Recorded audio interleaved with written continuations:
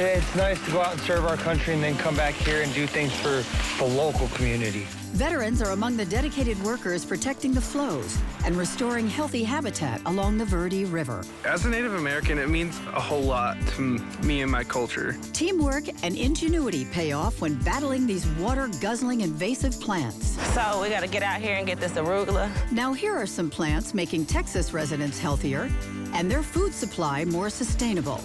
This system is set up to where the fish feeds the plants and the plants in return feed the fish. Urban farming is reconnecting people with what's on their plate. And nature has a way of speaking to many of us. Hear what these arches are saying in Utah.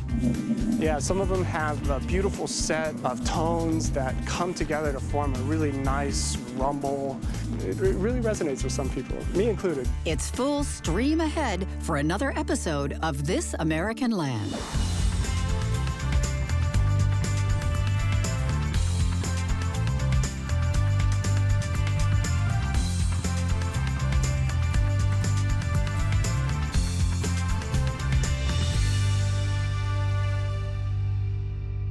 Hello and welcome to This American Land.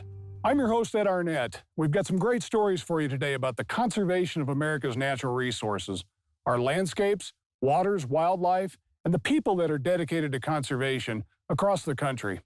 Today we start in Arizona, where the Verde River is one of the last permanently flowing rivers in the state, providing water to small towns and the capital, Phoenix. The river floods every year, supporting complex forest habitat and wildlife, but it's impacted by major threats including overuse of irrigation by farmers and invasive plants that choke the river. We go now to the Verde Valley to see how conservationists are practicing smart stewardship in the watershed, determined to restore and protect the Verde. The Verde River is an important river in the Colorado River Basin and in the Southwest, in that we feel it's the last flowing river, living river. The Verde is a major tributary of the Colorado River. It flows into the Salt River, which flows into the Gila River, which eventually enters Mexico. That's about 150 miles of free-flowing river. My name is Anna Schrank. I'm the program director for Friends of the Verde River. The Verde River supplies water to 2 million people in the Phoenix metro area. So the health of the Verde River is not only important to the communities in the Verde Valley, but also to that Phoenix metro area. The major threats to the Verde River are it being dewatered. We have a lot of straws sucking water out as groundwater, a lot of wells in this county and in the watershed. Also, the threat of invasive plants on our river as well. Some of these plants are very tenacious, and they will outcompete our native plant communities very quickly. My name is Olivia Gagliardi. I'm out here with the Arizona Conservation Corps. This group is comprised of AmeriCorps members from all over the country. They've signed on to do a 6-month term, and they fulfill a certain number of hours of service. Our project today is Dead Horse Ranch, located in Cottonwood. For this season, we are working on habitat restoration, removing invasive species of plants.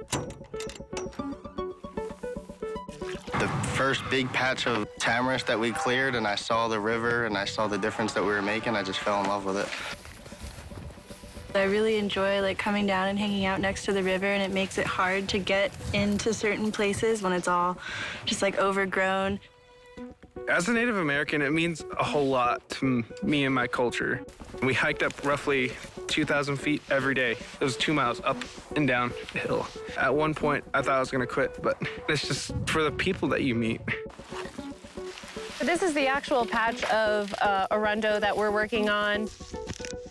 You can see these guys, they've got mini picks and loppers in order to dig out the debris. So she's cutting it as low to the ground as she can. This way, when the herbicide gets in there, it's going to be more effective. And then Joseph is coming in with the herbicide and making sure that we cover all of it and there's no parts of the plant that are left unsprayed. Do you know how many stalks you guys have cut so far? I know we've been averaging about 800 a day. My name is Ben Kovaleski. I'm the restoration coordinator for Friends of the Verde River. This is Arundo donax, also called giant reed. It's imported from the Asian steppe area, and it was brought here for erosion control.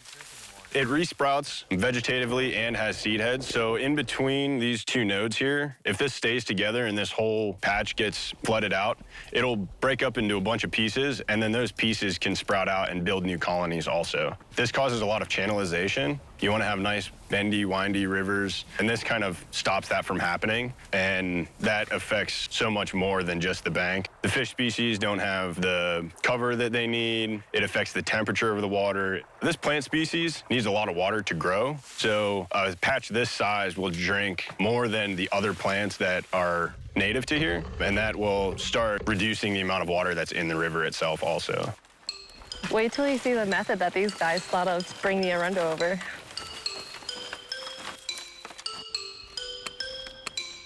This was a method that 4 of the crew members came up with yesterday. We found that this allows us to bring more at a single time and also allows us to work on some teamwork and ingenuity in the process. 1, 2, 3. The methods we're using have been found in other places to be the most effective methods of treating these species. We're looking at up to 90 to 95% effectiveness on some of our species in some project sites.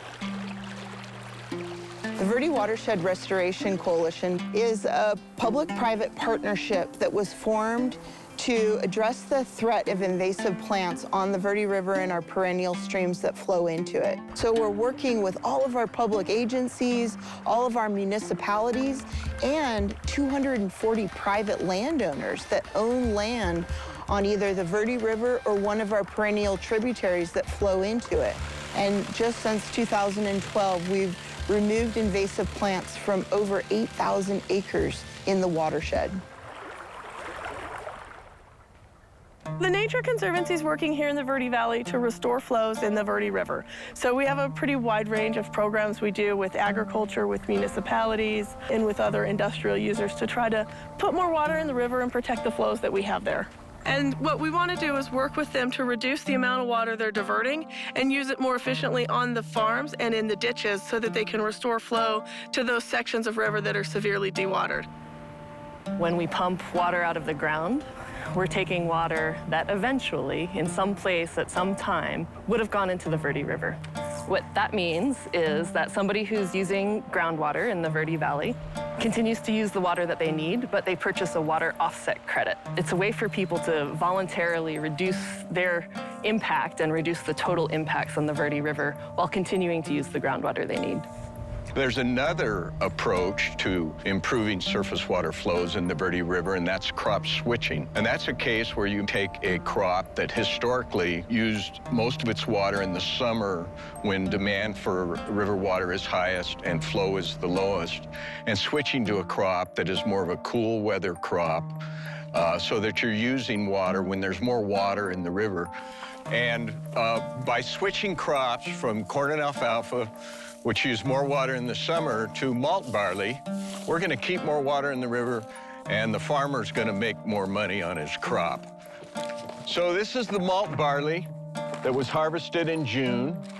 It's stored under this big tarp, and in 6 weeks, we're going to start producing malt from this barley and selling it to craft brewers in Arizona. So this is a great example of a commercial solution to a conservation challenge. Hey guys, we're gonna take this tamarisk out here.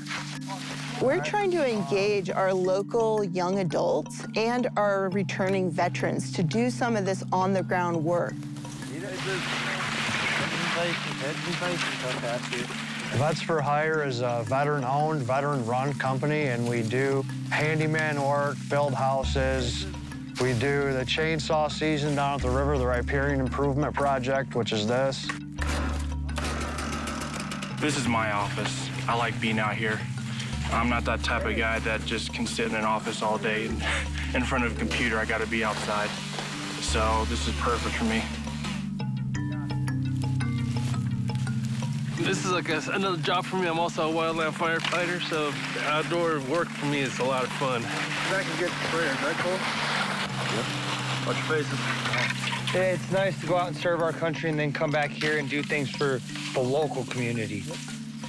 Being a veteran going to a civilian job, it's nothing like going to work with a bunch of other veterans.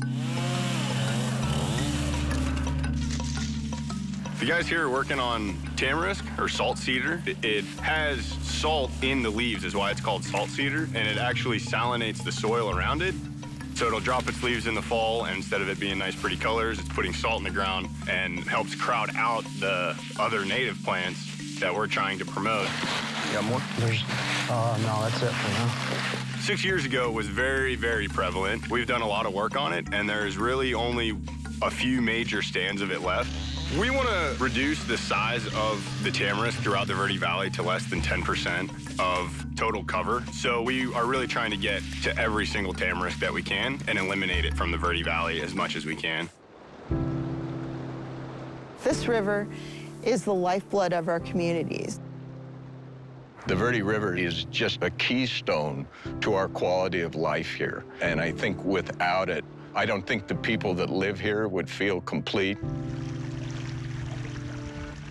If we don't mitigate the impacts that these invasive species are putting on the river, we would probably not have a river. So we are really working with our community leaders to ensure that there's water in this stream for generations to come.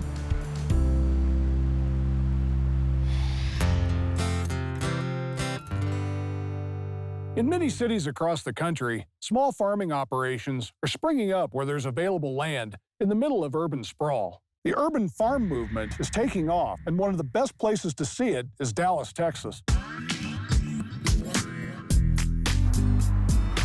Here in the Dallas Metroplex, it's basically a concrete jungle. It's about a rat race. People don't have time but to go to work, drive back home, and go to bed. That's pretty much it. And basically, their meals are fast food. No one's really setting up gardens like they should. About 500 feet in that direction is the Dallas-DeSoto city line. Lots of urban farming activity is starting to pick up down here.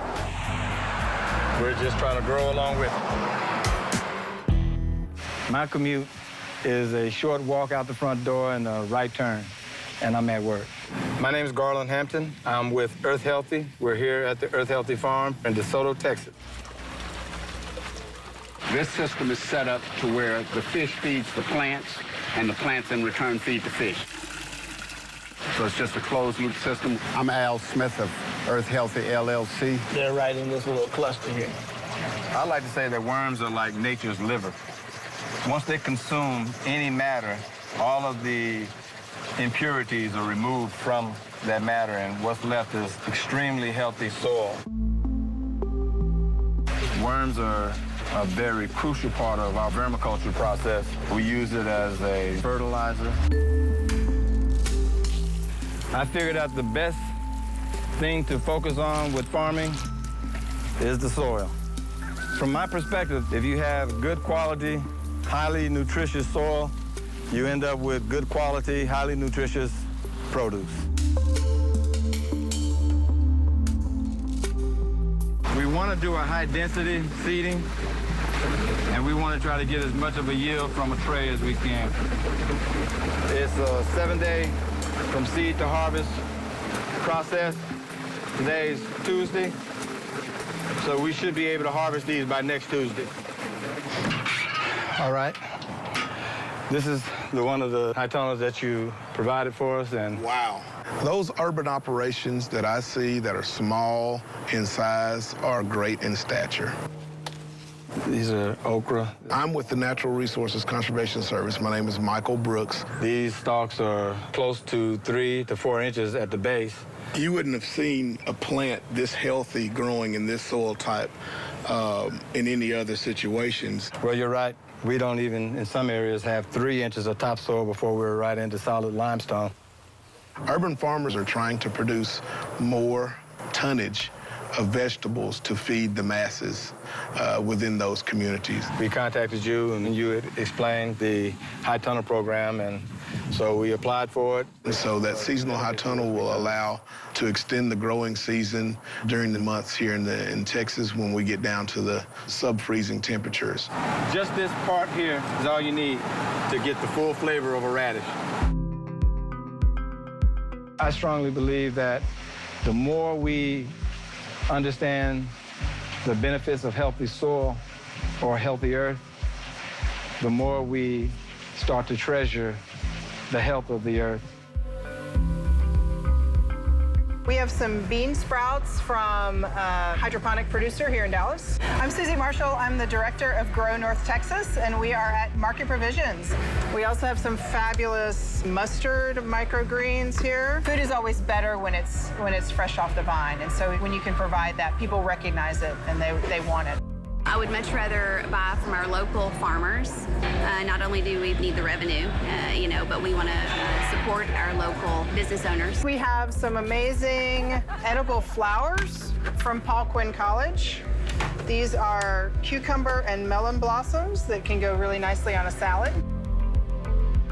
What urban farmers are able to do is grow a lot of these specialty crops, and because of their proximity to markets, they are able to really capitalize on those markets. I am James Hunter, farm director at the Paul Quinn College We Over Me farm.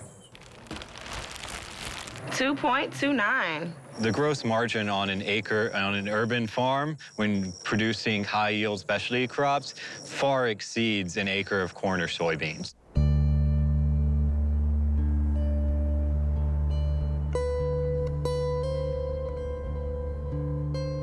The Paul Quinn College We Over Me farm is a 2-acre organic farm on the site of Paul Quinn College's former football field. So we got to get out here and get this arugula. We have 2 acres in vegetable production.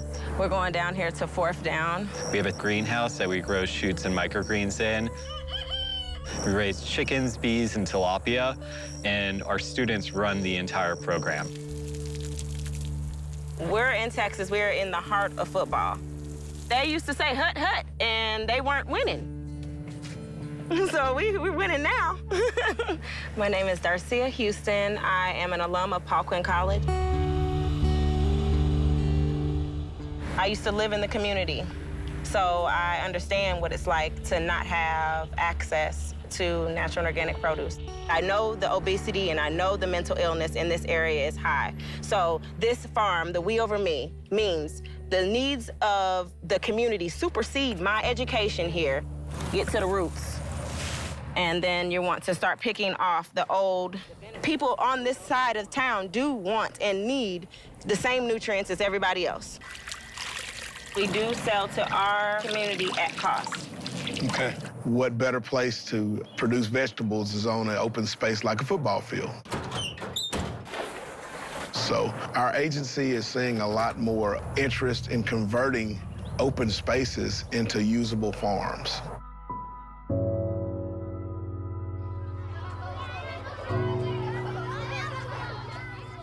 It's important to have farms in the city because we've lost track of where we've come from. People are so disconnected from the food system that I think it's causing problems with health of our nation. At the grocery store, they want the biggest bell pepper and not the one that smells good like a bell pepper should. When we harvest okra, some of it is so tall, it's taller than I am. My name is Kim Amon. I'm known as Farmer Kim, and I'm the program director of Moss Haven Farm. So we started with 21 beds, which is a huge endeavor for any school program at first. These are habaneros. Don't touch them, all right? Harvest away. You know, it's gardening, but we are farming. We have corn and we have crops and we have rotations and we do all the things that a farm does in the city. Okay, let's see what we got, people. We grow food for people, so we donate food to the North Texas Food Bank on a regular basis. It smells so good. At the grocery store, you're not gonna smell this, right? It's covered in mayo. And in schools, we always have to tie into the education piece of it, because that's why we're in school. The science, the social studies, the history. You know, every STEM concept is taught here in the garden. How's that water collection tank? It's collecting water. When it rains in Texas, it's good. School gardens are hard to fund. So I met a person at the USDA, and they said, oh, there's this grant. We wanted to figure out how much water we can catch on how much roof. So the NRCS gave us our rainwater catchment and 2 garden beds. One is a history garden where we teach about historically significant foods. Keep it centered. Okay. Yeah, yours goes over there to Harper's. If you can introduce kids to vegetables and fruit, and if they grow it, they're probably going to take at least a bite of it, and they probably will like it because they grew it. So there's this ownership that I planted this seed, this plant grew, it produced peppers, I ate it, and I love peppers. Like, eating was probably my favorite part. I feel like everybody is born a farmer, but it just, you have to pull it out of yourself and, become it. We consider ourselves farmers in progress. Urban farmers need to know that NRCS is here to help people help the land. We're not here to necessarily tell you what to do on your farm. We're here to be that technical source to help you achieve your objectives and goals. We have a great farming environment, and we need to keep it up and spread farms through the world and America.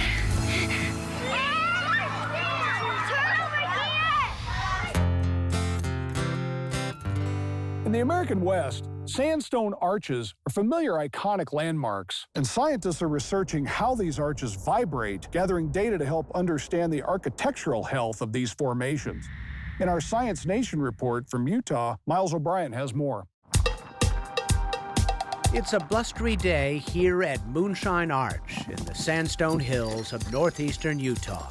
I don't think anybody knows how many we have. We have a database of thousands, but I think there are more yet to be discovered. With support from the National Science Foundation, geologist Jeff Moore and a team from the University of Utah are pioneering a new method to monitor the structural integrity of these spectacular geological landmarks. We take continuous seismic measurements and we process those just for the vibration properties of the arch. They set up 2 seismometers, one on the arch itself to measure how it naturally bends, sags, and sways in response to wind and weather. They also position what they call a reference instrument nearby. We're looking there for what you might think of as a clean background spectra. What's going on in the rock anyway here, and then we can compare against what we record on the arch to see what's really unique about the arch. They also take photographs, often with a drone, to make a 3D model of the arch. With our data, we only have 1 data point, maybe 2, on top of an arch, wherever we're able to place a piece of equipment. So that gives us 1 point in how the motion is happening there. But with the model, we can then expand to every point on the arch and see how motion is happening. They've found each arch naturally vibrates with its own resonant frequency, much like a guitar string. Right now, as the wind blows that arch, you can think exactly like that wind is plucking the guitar string, and the arch will be vibrating back and forth. The frequencies are too low for the ear to detect. But speed them up, and it turns out each arch has its own unique voice. Moore even created a website dedicated to just this. Yeah, some of them have a beautiful set of tones that come together to form a really nice rumble. It really resonates with some people, me included. The team travels to arches across the state, setting up instruments and letting them run overnight to gather baseline data. Once we establish a new site like we're doing today, we just come back for a really short checkup where we'll make an hour-long measurement, do a quick processing and see, have the frequencies changed from when we measured before. Their method is called structural health monitoring. It's an up-and-coming way for land managers, like park rangers, to assess what's going on with an arch that may be failing. Say, for example, that a chunk falls off the bottom of an arch one day. Then the question will come up, is the arch collapsing? Is it safe to allow people to use that trail, for example? Or shall we change everything? Shall we restrict people? What shall we do? Now, we haven't come upon that scenario. But again, what we're providing is the possibility for data to aid that scenario, to address those difficult questions. Scaling the heights to keep a watchful eye and ear on the structural health of these national treasures.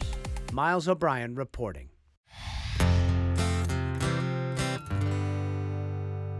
Now, here's a quick look at stories from our next show. So Brian, there used to be a lot more land out here, is that correct? And that was 6.3 miles of land. All of that is gone. Just subsided and sunk it. There's no sediment coming in anymore. No replenishment from the No, from the so river. as it sinks, there's nothing replenishing anymore. What used to be land is now 4 or 5 foot deep. It's complete open water now. You know, and we're losing almost a football field an hour. Losing, what, 16 miles of land a year? That's ludicrous. I mean, this is the worst natural disaster or environmental disaster in the world. It's right here on our doorstep, and nobody even knows or cares about it. You know, this is not a one-off thing. This is not something that's going to happen quickly. We're going to be restoring this coast for at least the next 40 to 50 years and beyond. Restoring Louisiana's coastline after decades of neglect. Healthy swamps and wetlands play a big part in the national economy. The idea came that we needed to do something to preserve our ground and have something for the wildlife. So we thought the best thing to do was just to turn this area into a wetland. Conservation is somewhat a state of mind. You have to want to do it. Cover crops, less fertilizer, and listening to Mother Nature. The payoffs are huge. Next time on This American Land. That's all for now, and thanks for joining us. We'll see you next time on This American Land. For more information about this program, visit thisamericanland.org and like us on Facebook.